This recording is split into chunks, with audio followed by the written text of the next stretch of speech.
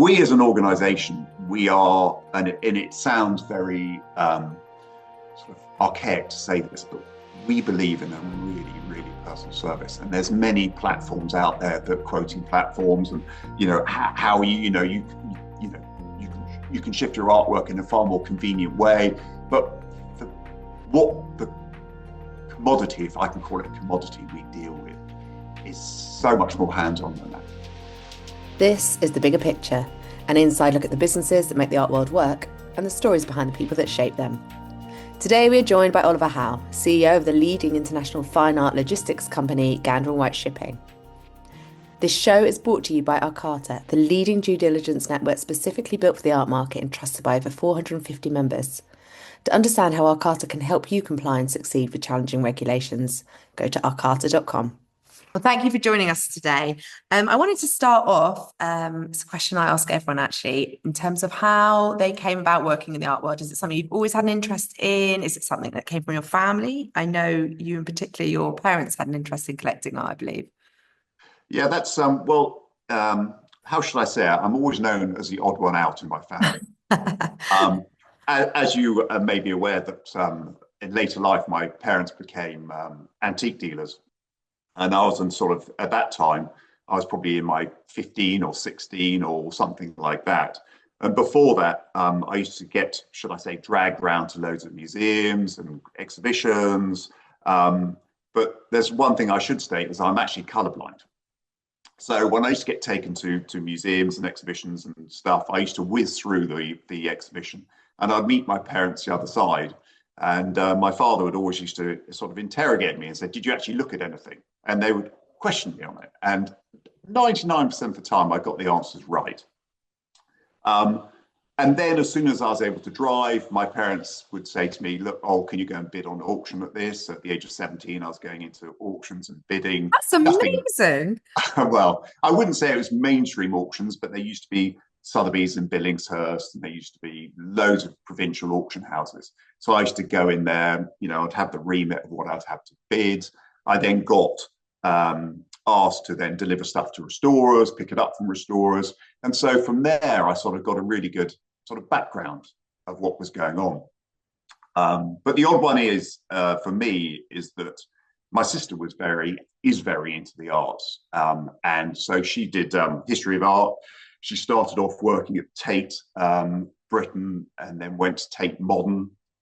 And then she went across to Whitechapel, then became director of the Foundling and is now Director General of the Imperial War Museum. So my sister was always very arty. I was not. I started a totally different career path as well. When I left education, my parents said, what are you going to do with yourself? I said, look, I'm really no idea. But they pushed me off and for a while, I became sort of a painter and decorator, doing down in Cornwall to kill some time. And then I decided I was going to become a chartered surveyor. So I started the coursework. I went to work for a commercial chartered surveyor in West Sussex. And pretty soon, 9 months in, I realized this coursework was, doing a full day's work and actually at the same time coming home, doing 3 hours of coursework and my weekends being destroyed. I thought, this isn't right for me. This is far too much like hard work. So anyway, I went to London, became an estate agent. For about 18 months, I became an estate agent, worked for a company called Roy Brooks. How was that? It was a really interesting time because the market was horrendous. But what I always enjoyed doing is talking to people and dealing with people and all that side of things. And really, I needed something to pay my rent when I lived in London. So I did this. I pretty much realized quickly on that this wasn't for me. And in fact, I'd asked the company I worked for, I could take a sabbatical and I could go traveling with a couple of mates off to Australia like everyone does at the age of 22, 23, 24. Anyway, at the same time, we were selling this client's house who had this amazing house in Wandsworth. And every time we got a buyer, he would then say, oh, no, I've decided I'm not going to sell now. And so this went on for about a year. So you dreaded the call. Anyway, I got a call one day from this gentleman called Gerald, and he said, can you come and have a cup of coffee with me? And I said, okay, oh no, the house is going back on the market. So I went round and he said, come and work for me, Ol. And I said, what do you do? He said, well, I run a fine art shipping company. And I went, really? And he said, yes, come and see what I do. And I think you'd like it here. So I said, fair enough. So I went to the office, which was in Fulham at the time, walked through the door, and I thought, you know what, this could be quite fun. This looks like my sort of thing. And I have to intervene with a few questions here. go on. Firstly, did Gerald ever sell his house? Is the obvious question. Not through us. And not through me. Secondly, like, what is it? I'm sure you've reflected on that conversation with him afterwards. Like, Yeah. what was it about your personality or your skill set? What is it that made him think, this will suit? You know what? It's a good question. It's very difficult talking about oneself, and I think it was basically maybe just, most people say I have quite a calm mannerism around me, and I'm quite, I like to listen and I like to talk to people. I think that's one of my attributes, and I think he probably felt my frustration of not being able to sell his house, and maybe just wanted some charity and give me a job doing something else. But so I went into Gander White, sat there, looked around, and it was very small. There was literally 15 people, 20 people, and sort of 10 or 15 in the warehouse and 5 in the office. And I said, well, what will I do? He said, well, you'll start right at the bottom. You'll start at the bottom, and you will do whatever anyone wants to do. And I said, that's fine. That's why I like to learn. But I said, there's one thing. I'm going traveling for 3 months. And is that still okay? And he said, look, he said, I'm not letting you go for 3 months. He said, come and work for me for 2 months, then go traveling, and go for 5 weeks or 6 weeks, and then come back. So that's what I did. So I resigned, went to go work for Ganders. And like every job, it's the first few months, it's 2 steps forward, 3 steps forward, 2 steps back. And you're like, oh my God, I'm never going to get this. But I then went traveling for 6 weeks, came back thinking, gosh, and that was it. The rest is history. So how many years? 31 years now been doing it. And that's when my parents went, oh my God, finally, everyone's in the arts. And I would go to my parents and my sister, no, I'm a freight forwarder. I'm not in the arts. I just ship art. I just move art. I'm not really. It's still a key role. I feel like the art world would very much struggle without it. Yeah. And I'm trying to think back 30 years. That's the 90s, isn't it? What sort of climate that was for the art world then, and the work you were doing? Like, what were you learning? What sort of environment were you learning in?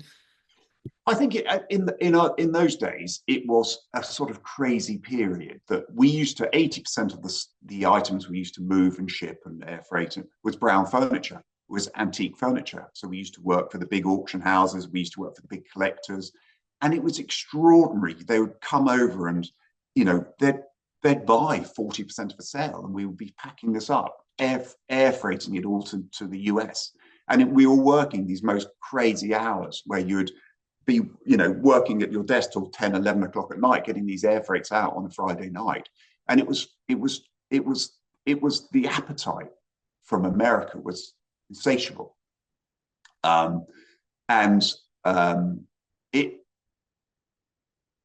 it was still Ganders was in a very niche market. That's pretty much what we did. We worked for the dealers of like the Partridges and the Mallets and the, in the Bond Street. And we were, I wouldn't say a one-trick pony, but that's what we did, because that was the market then. Old masters used to work for, but the contemporary really wasn't there. I mean, it wasn't it was crazy how quickly it's changed, isn't it? Really unbelievably quickly. In terms of the actual artwork or antiques, the volume of it, the destination it's going to, and also Gander White, obviously you've changed. You said there was a team of 15 when you first started? Yeah. How many? In Gander White, London, there's about 350 of us now. So I guess one of my overriding questions, and it's not actually linked to the market, but if you're going from a small scale company with quite a clear niche or a clear set of clients in a fairly short period of time, you're scaling up to 300, 350, and working on a more international basis with a lot of different types of artwork, as I understand it. How does one, as an individual, but as a company, deal with that sort of scale up when the market is so focused on like personal relationships? That's a very good question. And I think that to try and answer that question is that if we had the capable staff to be able to do what we do, we could have grown a lot faster, a lot larger. But it's finding the staff. For us, the key of everything we do is our staff. Of course, our clients as well, but it's the staff, and it's finding that professionalism of the staff, whether it be on the roads, and they're the leading spokespeople for us, or in the office, or the way that Gander White expanded was because our clients would say, look, we would send these items to San Francisco, or we'd send it, and they'd say, look, we don't like working with this company we work for in San Francisco. We want to work with you. And we'd go, okay, well, maybe we can do this then. So we'd then go and explore the city and see what we could do. And, we try and find someone from another office who would be prepared to move from that office to let's say, San Francisco or one of our other offices. We'd start really small. We'd start with 10, 15,000 square feet, maybe with 10 people. And organically, we'd then grow that operation as we saw it fit. And almost every single operation we did it in that way. Our clients would say, we're not happy with the service levels we get from who we're using in the city. Come and help us. And that's how we did it. In that time frame also, though, you've had a few challenges, I think. Yes. There's been a couple of economic recessions, I think, thrown in there. Yep. Global pandemic, which is always a nice little curveball. I know there's quite a lot of discussion at the moment, we'll pick up on it later, around trade, tariffs, things like that. How you're scaling up at quite a speed. How do big challenges like that sort of shift your direction or change the way that you lead a company like that? It obviously, being in a very sensitive market, and what we realized is that, as I said earlier, that 80% of our market was brown furniture, as it used to be called. What we realized, we had to diversify. We had to work within the art world, but we also had to work with different sectors of the art world. So we have a museum department, we have a fine art department, we have a private client department, we have an interior design department. So normally, and we're not designing people's houses, but what we're doing is working with the big interior designers, and we accumulate all the items come into our facilities. We do inspections, photograph, pack them, and then we send them all over the world, wherever they need to go, and our teams will follow and install it, whether it's in the US or the UAE or wherever it is. So we sort of, in layman's terms, had fingers in numerous pies. So that normally when you had a downturn, some other part of the market was still coping, and still, for instance, a museum project or an interior design project was something would start, normally be a 12, 18 month, 2-year project. So even though the fine art market could suddenly fall off a cliff very quickly, like in 2008, 2009, those projects in the other side were still going. So we could then concentrate our firepower and our resources to complete those projects. I guess the particular challenge that perhaps doesn't fit that model so much, I think, where you're talking there around, shifting direction. If with Brexit, for example, it might shift, the regulation shift, so you might look at a different geographical area. But I guess the pandemic was a really obviously unusual incident in that it affected everyone. Was that pretty much just a standstill? How did you pick it back up? Did it take time? Yeah, that was terrifying, to be fair. Absolutely terrifying, because we were at a situation where I remember in London that the announcement was made by Boris Johnson and furlough. And before that, we said to all our staff, look, what we're going to try and do is we're going to continue through this as much as we can. We will continue to operate. And then that announcement came that, it was effective furlough. And I turned around to my staff and said, we had a meeting in front of everyone. And I said, look, I totally accept this is going to be incredibly painful for everyone, and us included, but we will support you as much as we can. We're a family-owned company. And we still need to operate. We still have fine art facilities. We still have, we need to make sure the buildings are functioning correctly. We still have clients who might want us to do something for them internally.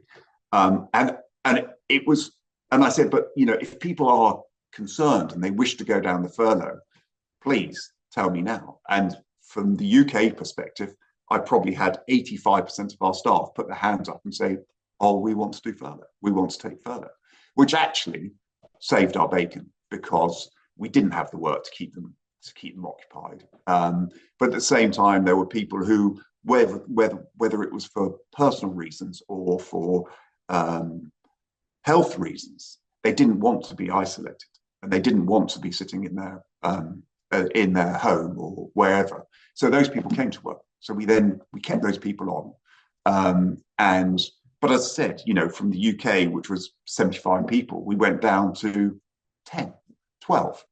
But we did these things where every week I'd send a email to everyone to say, how you doing? This is where we are. This looks like it's going to be extended a bit further. And then we had this situation where we then started needing people to come back.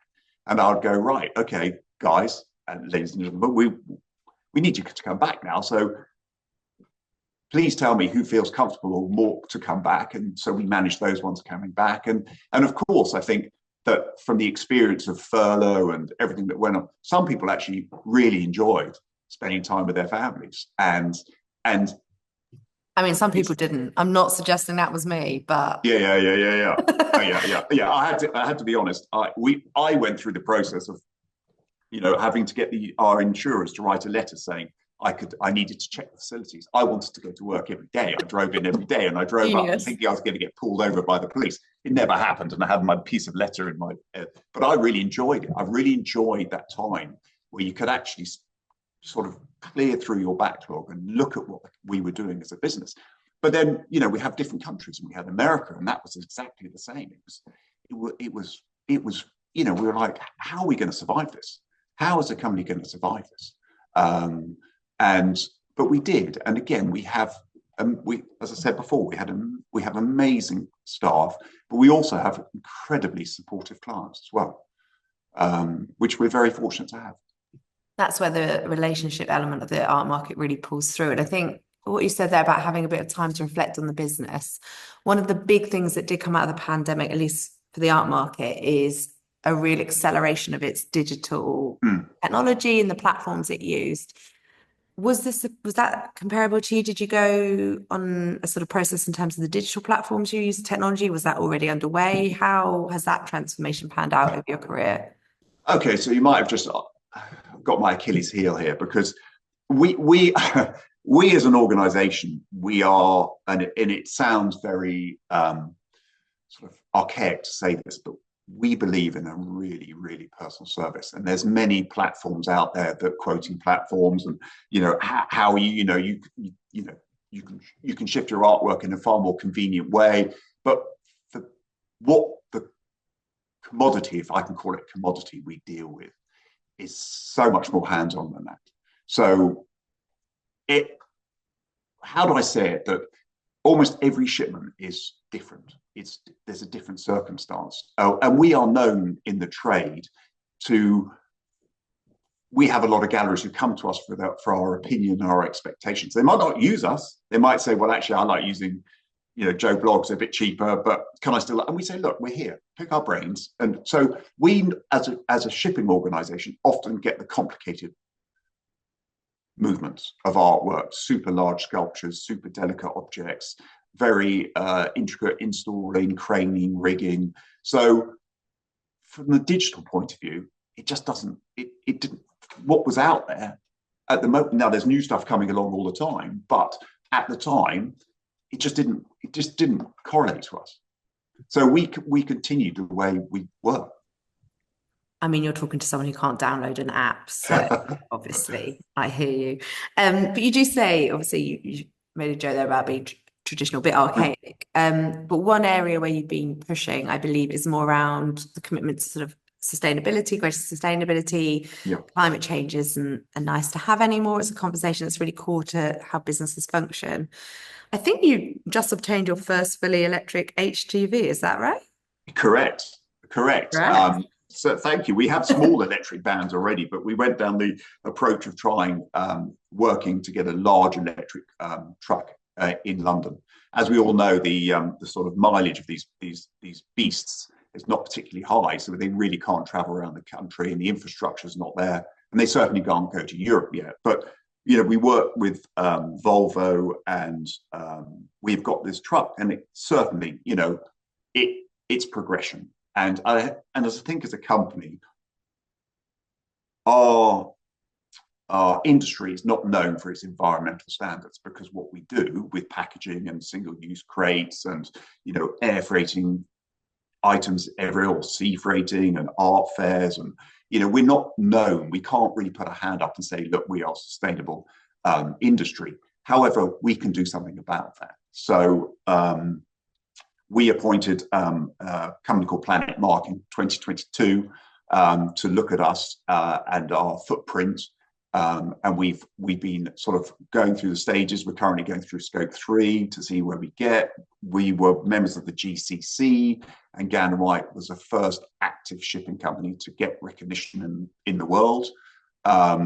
We work with a company. There's a company called Rockbox, which is sustainable reusable crates. And we were with the team there when they first came to us. They said, look, would you work with these crates? And, for us, I would say 10% of our turnover is crating. So for us to get rid of crating is, it's a major part of our income. However, we realized that this was something, it was a necessity. So Rockbox, and I'm not sure if you've heard of Rockbox, but their reusable crates, and they're actually a fantastic project. Product. They're expensive initially to acquire, and then when Andrew, who's the CEO of the company, came to me and said, "Look," I said, "Look, we'll try them." We bought 20 crates to start with, and they had their limitations because clients would say, "Yes, I'd like to use a Rockbox product crate," but you'd send it to New York hypothetically. How do you get it back? How do you get these back? So about 2 years ago, I sat down with Andrew and the team at Rockbox and said, well, I've got an idea.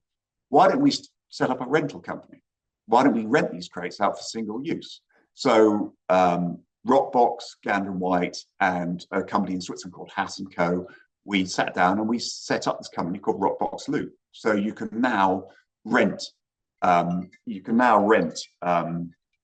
reusable crates, and you don't have to return them. So you can send it to here, we'll send a crate from here to New York, dumps in New York, we'll then recollect it, or we can go to Chicago, we can go to San Francisco, we can go to France. And so we're building a network now of a lot of agents who are all coming on board with the concept of, yes, this is not the most lucrative part of our business we're ever going to be involved, but we're actually doing something. So we're doing something for the environment. I don't know if this is a question you can answer. It's kind of anecdotal maybe, but there was always an argument, if we were talking about this years and years ago, maybe 30 years ago, oh, we need to be more sustainable. There's always been rumblings of, the art market has quite a carbon footprint. Yeah. And everyone was like, oh, well, the client's going to make it problematic with our clients. That's always the bit of a push-pull conversation.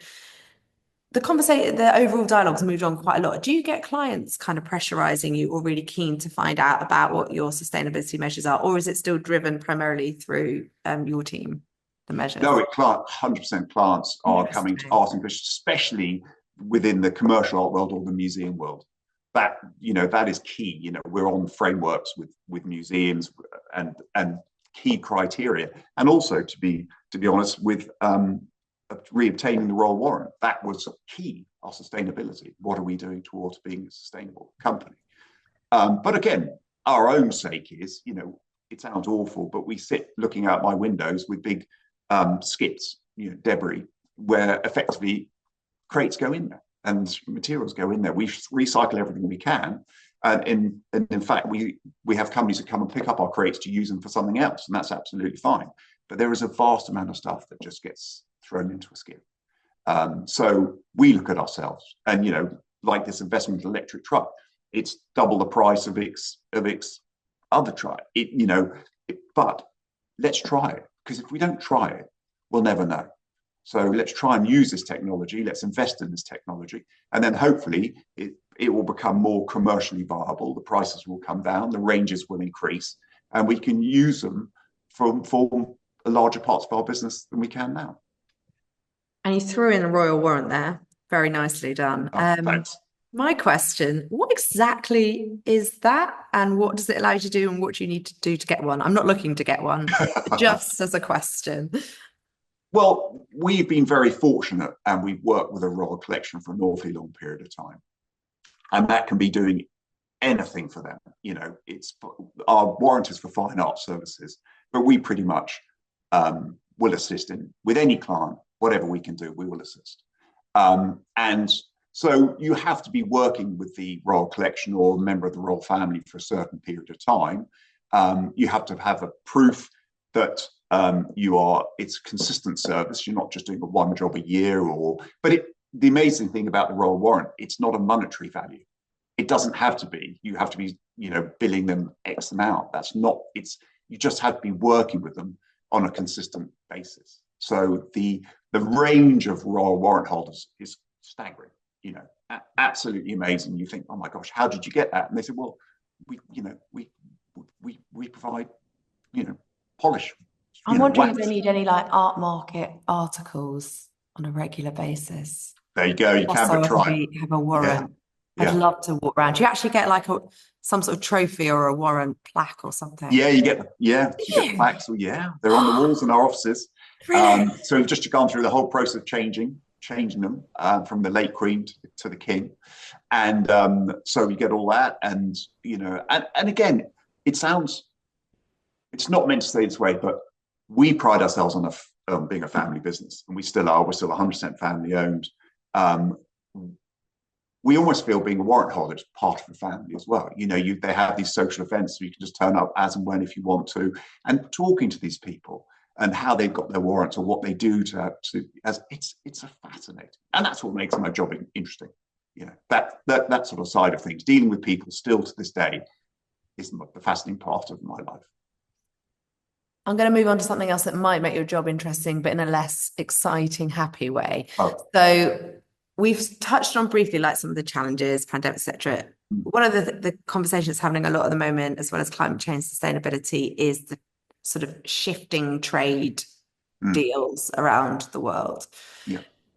That's not a new thing. That's an ongoing challenge, particularly at the moment, I guess, with the US. But how do you navigate that as a company that is so reliant upon shipping trade? Like, how do you plan for it, monitor it, build it into what you do?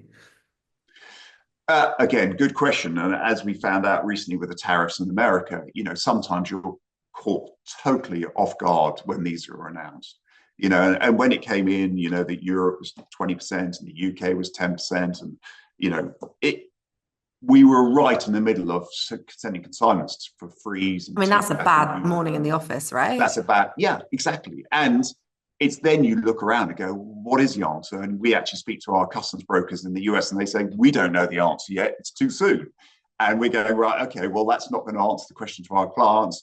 And then we have a network of other agents. We all try and talk around the table or talk over Zoom and go. But, it came down to, so for instance, freeze New York wasn't so much of an issue because it was all artwork, and very quickly it was established that effectively artwork is still tariff free. Furniture is not, and so, steel. So we had a situation with TFAF where we had a lot of dealers coming from France and they were going, what are we going to do? What are we going to do? How do we deal with this? So, there are things called carnets you can organize to send the consignments over, but you have to put a guarantee up for a carnet, and it's very labor intensive, administration intensive, should I say. And then we talked to our team in the US, and we talked to the team in France, and we said, look, and we talked to the galleries as well, and we said, look, there is a way of bringing items in to this, and it's called a TIB. It's effectively a sample. So we can send your stock across to America as samples. So you're showing your goods. You can't sell those goods. So if you do sell something, you've got to bring it all back to France. That makes art fairs complicated now. Very complicated. But this was a short-term solution and it worked. So basically, those galleries did not have to stump up the 20%, 10% tariff on their goods, on all the goods going into the country. And if there was a possibility that something could be sold, it got, and bear in mind in America, not to the rest of the world, because the people come to these fairs from all over the place. We then brought all the items back to France, and the pieces that are sold will then export to relevant countries. Expensive? Yes. Labor intensive? Yes. But it saved those galleries from bringing all their stock and all their stock being subject to a tariff. But then, if you take stock to the US, a fair, don't know why we're calling it stock, but you know what I mean, art, yeah. And a US individual wants to buy it. Yeah. You then, even though it's in that country, you bring it back and then back. That's going to upset the climate goals a little bit, isn't it? Correct. It's the situation it was a last minute. We had to do so long term, it's not a strategy. It's not a strategy, no, but it's not a strategy. And of course, these tariffs are changing all the time. They're being renegotiated or being downplayed. But the galleries had the choice of either withdrawing from exhibiting at the show or paying a tariff that they wouldn't be able to get returned. And the cost implications to those galleries was extraordinary. And do you find, I think you've already mentioned actually, in those circumstances, so the news hits, we all wake up and you know you're going to have a bad day in the office. Do you have all your clients looking to you to know the answers? Do you become that guidance as well as someone that ships stuff? They're looking at you to represent the sector in conversations with government, things like that? Exactly. They look at us, I would be honest that I had a few galleries and clients phone up and say, what do I do? And I said, hold tight, do not ship anything. Do not move anything until this is cleared up, until we have a better clarification, which it was pretty much done within a few days, a week. We got some clarification. But again, some people couldn't wait for that. They needed an immediate response. So we had to give them the response that we thought was the right response, but we couldn't guarantee it for them because again, it was fresh in, so we didn't know ourselves. But what we also do is we're very, I'm going off on a slight tangent here, but our industry is totally unregulated. The fine art industry, there's no regulation to it. So anyone can set up. So I could buy a van tomorrow with someone else and I could become a fine art transporter. I could move anything you wanted. No regulation. However, over the years in my time within this industry, the insurance world is becoming more and more important in dictating who move these objects, where these items are being stored and how it's done. And the insurers are coming to us now and saying, how do we know you can do what you say you can do? So there's two organizations out there, which are actually organizations. One's called ISAFAT and one's called Artin. And those two organizations represent the fine art shipping industry. And I always say to clients is that if you're working with a company that's not a member of either organization, they can be a member of both, be very careful of what you're doing because they are not recognized to do what they do, and they're not recognized with the insurance world to do what they do. So coming back to the question is that as soon as these tariffs kicked in, we then were emailing our agents we work with around the world saying, do you have any idea? Can you help with this one? And it didn't have to be Gander White US. It could have been an Aid Deetle in America. We work in that way that, yes, we're competitors all the same time, but at the same time, we're in the same industry. And the end goal is we need to keep our clients informed and ourselves informed. Keeps it busy and exciting for you as well, doesn't it? It's boring if everything stayed the same. Talk about keeping busy. I hear on the side you also collect art. I think it's contemporary art rather than your roots around antique furniture. Is that right?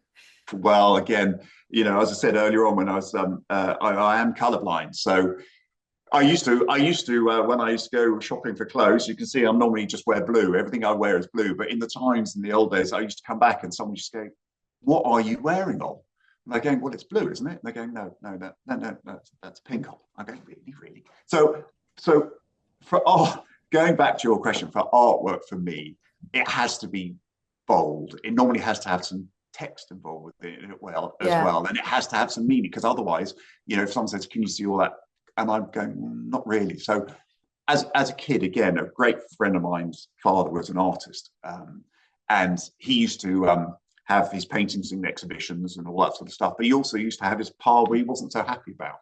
So when I was a kid growing up, he'd say, Oliver, if you want one of these, just help yourself. And as I started earning a bit of money, then he used to sell me them for 50 or 100 quid or whatever it was. And I now have this sort of room of these watercolors.